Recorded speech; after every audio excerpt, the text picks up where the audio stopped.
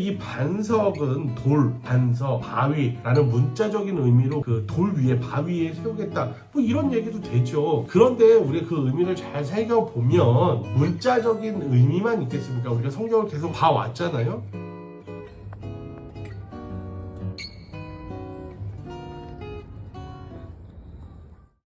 안녕하세요. 오늘도 하나님 말씀을 들고 여러분 앞에, 줌 앞에, 카메라 앞에 섰습니다. 오늘의 말씀은 마태복음에 나온 이야기예요. 너는 베드로다. 나는 이 반석 위에다가 내 교회를 세우겠다 라고 이야기를 했죠. 우리가 교회를 세운다 라고 했을 때는 어떤 교회를 세워야 할까요? 라는 많은 고민들을 해요. 원래 세워져 있어서 우리 아버지 때부터, 우리 할아버지 때부터 우리는 믿음의 집안이기 때문에 교회를 어떻게 세우겠다 보다는 그냥 세워진 교회를 참석하는데 의의를 두기도 하죠. 그런데 저는 교회를 개척하다 보니까 교회에 대해서 교회가 어떠한 모습으로 성장해야 될까를 많이 고민을 하게 되더라고요. 진정한 교회는 뭘까? 우리가 교회라고 하면 가르칠 교회 모일 회자라는 한자를 써서 교회라고 해요. 가르칠 교 모일 회, 가르칠 교 모일 회. 모여서 어떠한 것을 가르치고 배우고 뭐 이러한 장소겠지요. 이것을 헬라어로는 에클레시아라고 해요. 신약 성서에만 114번 등장합니다. 에클레시아는 주로 히브리어 카할을 번역하는 데 쓰였습니다. 카할.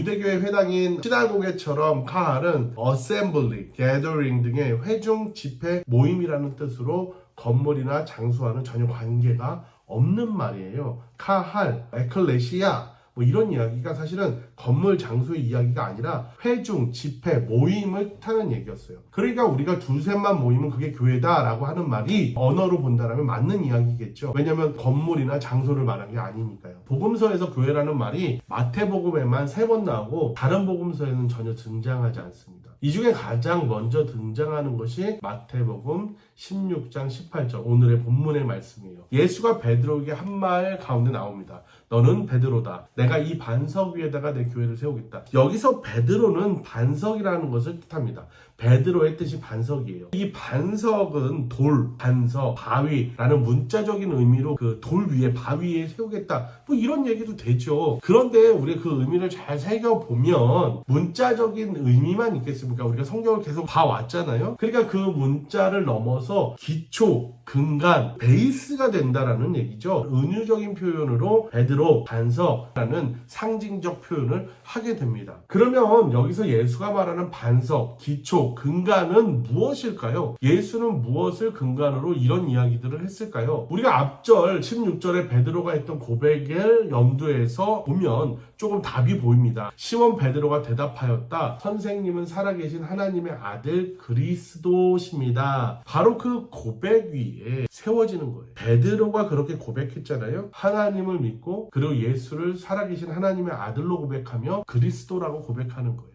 그리스도는 뭐라고 그랬어요? 헬라어로는 그리스도, 크리스토스, 히브리어로 메시아라고 했고요. 뜻은 뭐예요? 기름 부음을 받은 사람, 기름 부음을 받았다라고 하면 그 당시에는 왕이 되는 거죠. 그러니까 예수 그리스도는 하나님 나라의 왕인 거예요. 그게 곧 하나님의 아들이를 뜻하는 거죠. 이거를 문자적으로만 볼 것이 아니라 그 시대의 배경을 보면서 이스라엘의 왕은 기름 부음을 받아요. 그리고 기름 부음을 받았다라는 건 하나님의 아들, 하나님의 대권을 이어받아 사람들을 통치할 수 있는 권리가 생긴다라는 거예요. 하나님의 뜻을 받들어 살아가는 사람은 하나님의 아들인 것이고 그런 아들은 기름 부음을 받게 돼 있는 거죠. 그런 근간 위에 교회를 세워요. 그러니까 교회는 예수 그리스도라고 하는 우리의 믿음, 하나님의 아들이라는 믿음 위에 세워지는 거죠. 그런 예수 그리스도가 교회를 어떻게 세웠느냐라고 보면 마가복음 1장으로 돌아가면 돼요. 마가복음 1장에 보면 예수 그리스도는 세례를 받고요. 그리고 나서 하나님의 너는 나의 사랑하는 아들이라는 음성을 듣고요. 그리고 나서 예수가 시험을 받고 뭐 갔다 오고 하셨지만 하나님의 나라를 선포를 해요. 때가 찼다. 하나님의 나라가 가까이 왔다. 회개하여라. 복음을 믿어라. 라고 이야기하죠.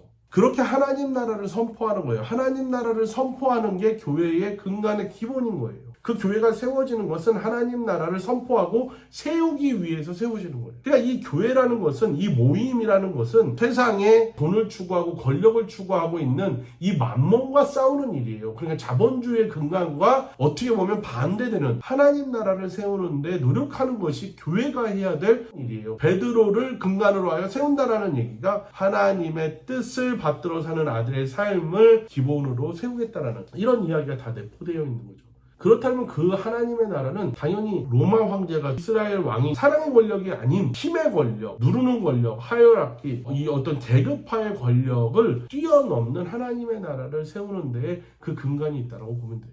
그래서 어떻게 합니까? 예수께서는 제자들을 부르십니다. 그 첫 번째 이유가 자기와 함께 있게 하고 하나님 나라에 살게 하고, 둘째가 이 좋은 소식을 전도하게 하며, 셋째는 귀신을 쫓는 능력을 갖게 하려고 해요. 그래서 제자들을 많이 불러요. 그러니까 우리가 교회를 세우고 사람들을, 성도들을 많이 모으려는 이유는 우리가 죽어가는 이 사회, 지옥과 같은 이 사회 속에서 그들을 하나님의 나라로 들어오게끔 하는 거예요. 하나님의 나라로 들어오게끔 초대를 하는 거죠. 그들을 초대해서 사랑이 가득한 곳에서 숨 쉬면서 살 수 있게끔 해요. 그러면 우리만 사는 거냐? 딱 떨어져서 산에 가서 사는 거냐? 딱 뛰어서 다른 나라 가서 사는 거냐? 아니요. 이 공간 안에 서로 힘을 받고, 이 모임 안에서 서로 힘을 주고, 서로가 살아갈 길을 열어주고, 또 어려운 건 도와주고, 그렇게 하면서 세상으로 다시 보내서 그 안에서 또 힘들어하는 사람이 이 사회에서 살면서 힘들지 않게, 어렵지 않게 행복하게 살 수 있는 게 뭐냐를 말하는 일을 하게 하는 거예요. 그리고 그런 일을 하게 하기 위해 귀신을 내쫓는 권능인데, 그게 귀신이 와 해서 그 귀신을 내쫓는 게 아니라 내 마음에 unclean spirit이라고 하죠. unclean spirit, 내 안에 나쁜 마음, 악한 마음을 내쫓는 대화를 통해, 얘기를 통해, 제자들의 행위들을 통해, 하나님의 사람들의 행위들을 통해 많은 사람들이 그들의 모습을 보고 감명을 받고, 와, 이 놀라운 가르침을 봐라. 그렇잖아요. 예수가 귀신을 쫓았는데 사람들이 뭐라고 해요? 야, 이건 권위 있는 가르침이다, 놀라운 가르침이다, 이렇게 표현을 하잖아요. 아, 귀신을 내쫓던데 와, 귀신 나가는 거 봐라, 이렇게 말을 해야죠. 근데 그렇게 얘기 안 했다니까요. 성경을 잘 한번 읽어보세요. 그러니까 그런 부분들을 우리가 놓치지 말고 읽는다면, 예수가 교회를 세우는 이유,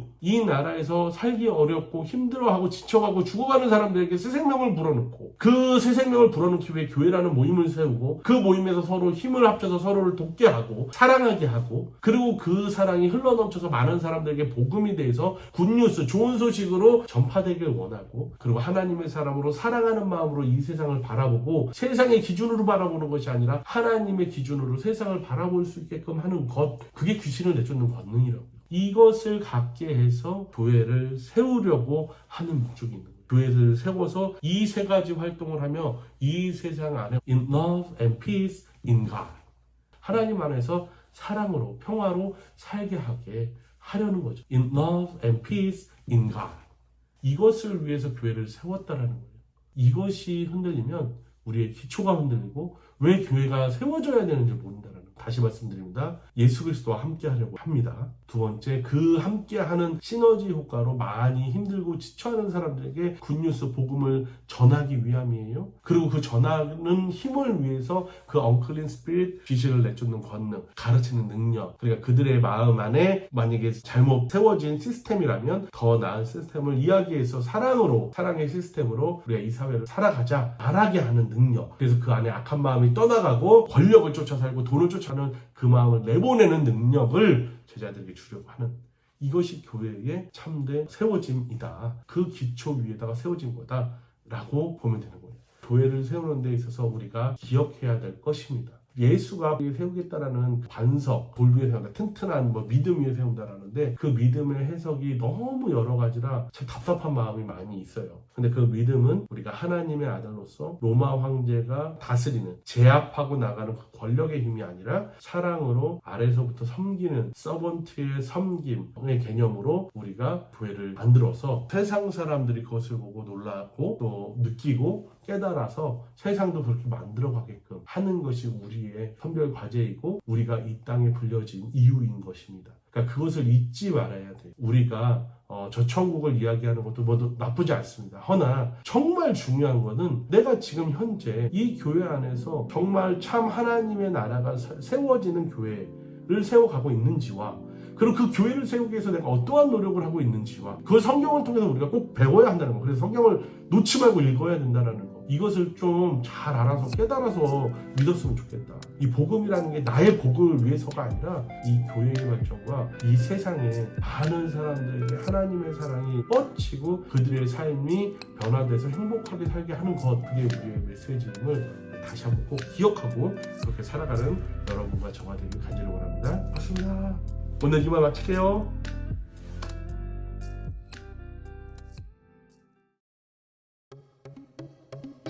The Daily Chat.